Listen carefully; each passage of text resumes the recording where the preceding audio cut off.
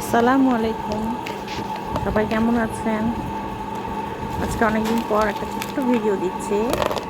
উম, আজকে আমার অনেকদিন ধরে ইচ্ছা ছিল যে বাসায় মিট বক্স বানাবো।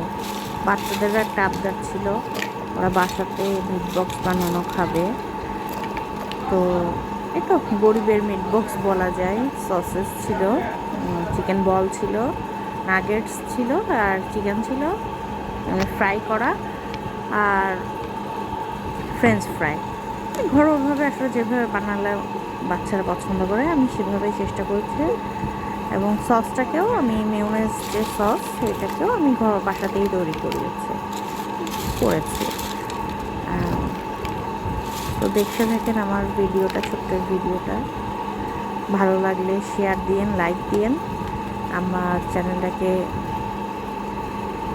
আপনাদের পছন্দের তালিকাতে রাখার চেষ্টা করেন। এই তো